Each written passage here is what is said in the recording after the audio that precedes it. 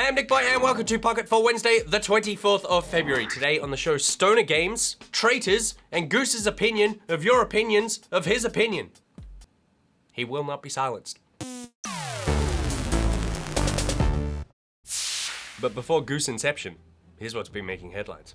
Activision Blizzard has completed its acquisition of Candy Crush developer King. The $5.9 billion takeover was announced in November of 2015, and all the legal hurdles have now been jumped and everything has been finalized. As a result of the purchase, Activision Blizzard sales are projected to leap from $1.575 billion in 2015 to $6.25 billion in 2016. All over a hard piece of candy. The Halo World Championship prize pool has been locked in at $2.5 million. Pathetic, given the last story. The first place team is set to take home $1 million, which is the highest individual prize pool in console esports history. According to Microsoft, the pool was able to grow to this record-breaking figure because of the success of Halo 5's in-game microtransactions. 1.5 of the $2.5 million was made through the community. Oceanic teams Immunity and Exile 5 will be amongst 16 teams who will compete for the prize money in California from the 18th to the 20th of March. Fallout 4 will receive official mod support in April. At E3 last year, Bethesda promised mod support would arrive for the game early in 2016, and now they're owning up to that promise. If you consider 1/4 of the way through the year, early. In an interview with Game Informer, Todd Howard said that the launch window for mod support on PC will be sometime in April before the second DLC pack drops. It will roll out for PS4 and Xbox One the following month. I'm joined now by Goose to discuss our final news story. Hello. Hi. Jay and Silent Bob Chronic Blunt Punch is the latest game to land on the Fig crowdfunding platform. It will be a colorful side-scrolling tag team beat-em-up starring Kevin Smith's characters Jay and Silent Bob. Goose, is this the stoner game the world needs? No, not at all. I hate these characters. I always have. I've hated the films. And now they're just feeding off the nostalgia of these old 90s stoners to make this game. He never gets this angry. This is great. I kind of agree. I guess I watched all the movies and I think I liked them. No. Yeah, I did like some of them for sure. I pretended I liked these movies so I could still stay friends with my friends who loved them. Yeah, right. During the late 90s, and I think these characters have no charm. So if I say Snoochie Booches, you get it. I even quoted the films so I could still stay in the friendship groups, which Yeah. makes me feel dirty now. Yeah. And I think now these fans have grown up and they've been like, oh, I've always wanted a video game about these characters. It's not going to be any good. No. It's going to be terrible. It's a side-scroller as well. It's a side-scroller beat-em-up, which is a genre I really hate because it's actually super simplistic. I don't mind the genre, but it is the most cut-and-paste genre that you can put any characters into, and so they're finding the easiest way to make the most amount of money, and they're just taking their fans for a ride. If anything, the trailer for the crowdfunding campaign that they put up shows that they're kind of a product of their time. Yeah. It really is 10 years not too late, but they feel aged, and not just because they got older. The art looks nice. If the game looks like that, I think it has an interesting sort of Concept art style. art. It's concept art. You have never put your foot down. Well, and I also started think anything. they're using the Fig. And you've got a segment called "In My Opinion." They're using the Fig crowdfunding model, Yep. which is just still finding its feet. And I think the problem is that they've jumped on that because it is the model that works when you have a die-hard fan base. Well, that's the thing, right? Yeah. There's no way, in my opinion, this is not going to get funded. Of course, it will. Yeah. And that model can pay royalties back into the original investors. Yeah. But I think they've jumped on that, similar to, I think, Psychonauts 2 were on it because they know that fan base is there. And sure, that's a smart business move, but it's also taking advantage of people who love the thing you made. Almost blindly, they love it. And I think people who are into Jay and Silent Bob are pretty blind when it comes to knowing what they like. I'm gonna lose a lot of friends out there, I'm sure. Well, I hope none of you like the viewer skew movies. I'm looking forward to making sure you review the game next year when it comes out. Moving on now, it's thing of the day. Viewer skew. It's the universe they exist in. It's called the viewer skewiverse. I'm so old. Or young. I'm not sure. No, you're just not cool.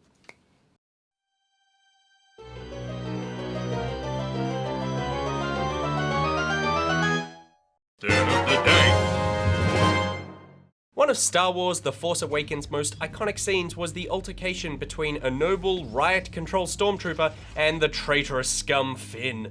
YouTuber Adam Pinkman recreated this epic battle in GTA 5.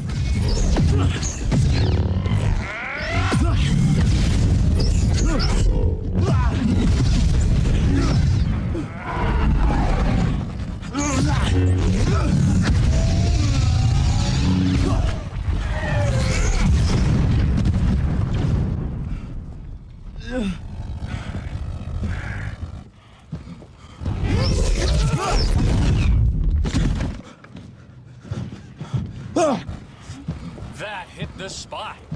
Hey man, I can imagine you good at these old man games. Thank you.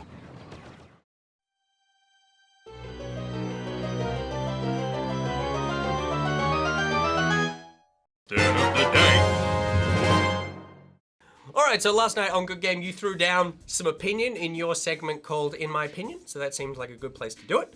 But we will get to what you guys thought about it, but before that, can you just remind us what your opinion was? Sure. So the opinion was based on franchise fatigue, Yep. which specifically looked at Assassin's Creed after they announced that they were going to not release a game every year or annually. And we talked about how games like that maybe need to take a break so we can come back to them and they're refreshing and new.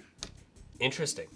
What did the people have to say? The people had many things to say. The general consensus was that everyone agreed. I think everyone is feeling a bit of assassin fatigue, and that the main thing that everyone's getting a bit tired of is the core mechanics of the game. I think everyone's enjoying that every year they're getting a new setting, a new set of characters, but those core mechanics of running, stealthing, assassinating are starting to feel a bit stale. I think particularly for me, the mission structure and stuff. That Yes. You feel like you're not only doing the same things in the same way, but it's always for the same reasons. It's this fetch quest, it's an escort mission, blah, blah, blah. Which, to be fair, after there have been 9 games in the main series Yeah. and over 20 in the entire series, I think it's fair that people are getting a little exhausted of Assassins. Absolutely. So the responses specifically, we had some interesting opinions. Chris Peel said that he's totally sick of annual releases, and he makes a comparison to Rockstar, saying that what makes them a great company is that they have major breaks between their titles. Obviously, the GTA games have upwards of sort of 4 years between their games. Obviously, Rockstar is a company that can afford to do that because it is very costly to have such a break in between your games. But it does build the hype, and it does mean that when those games come out, they're of a certain level of quality, and there is a certain amount of fan excitement. Lust. leading into- Yes, a bit of lust. Whereas the Ubisoft model, to just keep the ball going, keep the games dropping, is how they do it. It might keep their overheads down, but at the same time, it does wear thin on their audience. Yeah, I mean, I enjoy the Assassin's Creed series, but I'm not hungry for a new one. But I would kill everyone who works at Ubisoft for another Red Dead Redemption. Yes, a good example. So that's I what guess. that's the kind of passion they need to engender in their fans. And maybe that's what'll happen when they take this break. Maybe this is depending on what kind of Murderous rage. Yeah, from their fans. Another thing that's been noted is that Ubisoft have said that they may not come out and bring a game out every year after they have this break. Yeah. So they might stop being an annual series, which I'm sure will come down to how the audience receives the new Assassin's Creed that will come out in 2 years or however long they're going to keep working on it. I feel like there's a little bit of pressure on them, and rightly so, by saying that you're not going to release a game this year, possibly not even next year. When you do release a game, it better be different. Yeah. Like, it better feel like it wasn't like you just went, we finished it, but we're just gonna hold off for 12 months, and then and we're literally just going to release the game a year later. Because it's almost a bit of a joke now with Assassins, a joke that we like. Yeah. It's like, oh, here's another one, how have they changed it? And we'll still buy it, and we'll still play it, Yeah, which is what we because said we're last pathetic. night. Yes. It's a passionate way to put it. Another comment from Liam Parker. Another comment from Liam after last week. He believes that with annual releases, the thing that bugs him is the content that gets left behind. Yeah, right. So things, we're talking like DLC, extra map packs for something like COD. So you're buying stuff for a game, and then the next year a new game comes out, and all that stuff becomes relevant. Yeah, because with, say, a new IP, you might get into that DLC because you love that game. You may not know if a sequel's coming out.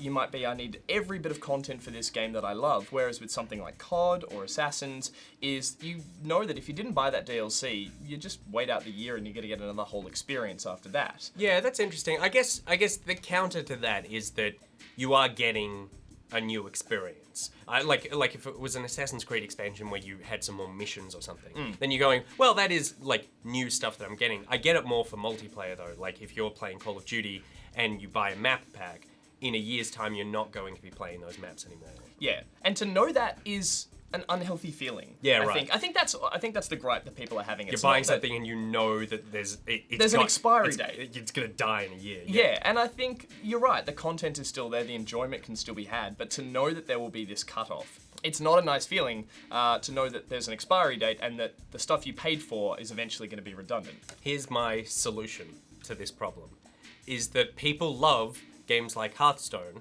The core community there loves when new stuff comes out. Yeah. You love getting new packs that you can buy and unlock and all that sort of stuff. If Ubisoft took Assassin's Creed and basically went, okay, you buy Assassin's Creed, and then from now on, everything we release over the next 6 years or whatever is actually additions to this core game. Yeah, like, right.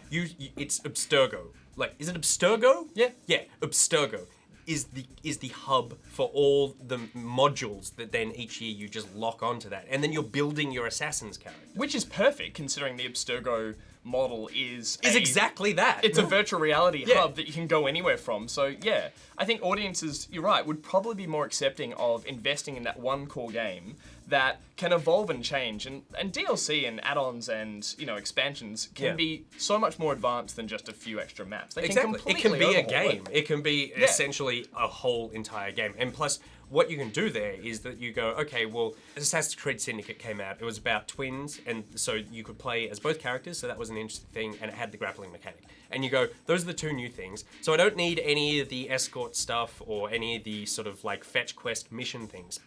Make your expansion to this game entirely focused around all the new stuff I can do with twins and a grappling hook, which sounds sexy, but also it could be about killing people in like Victorian London. So you could go both ways with that. Yeah. And then just like clump them onto this assassin that I'm building his stats up, and I don't need to reset with gear every time I start a game and go through the tutorial. And So maybe it's not the game that we're getting as fatigued from, rather than the marketing and the business model of being sold a new product each year.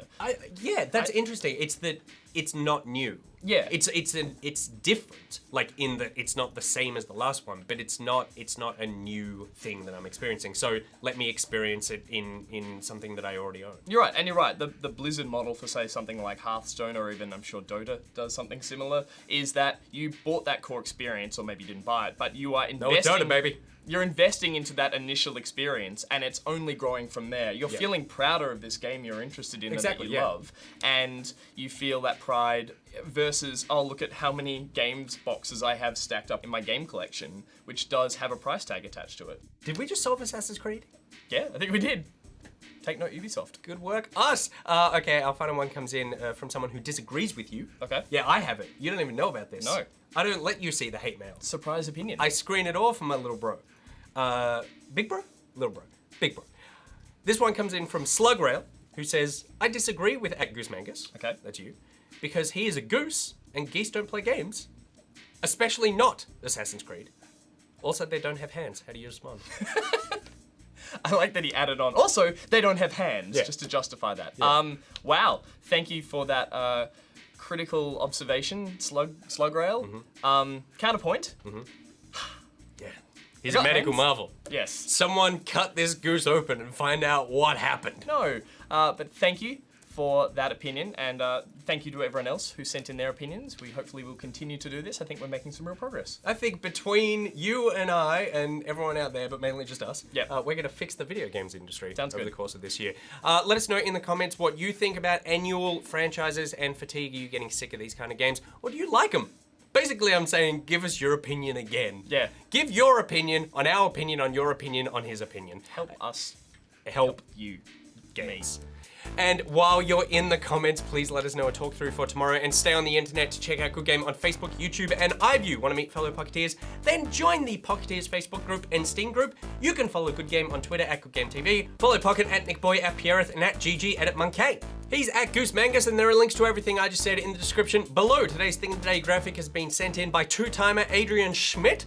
Well done, Schmitty. If you've made a thing, please send it in. Till tomorrow, NichBoy out. Goose out. Here's my question about the hands. What? You know how, like, some animals only created when two animals from different species breed, but then, like a mule? Like, Yep. was your father a goose and your mother a human person with hands, and they made a baby, and that's why You you're couldn't a think of goose with anything hands? else with hands? No, there's No. nothing else with hands. I don't like what you're doing there. This is your mum and dad. It's my parents. We're gonna hate him when he gets older. They're your parents too! We're gonna love Nick, though.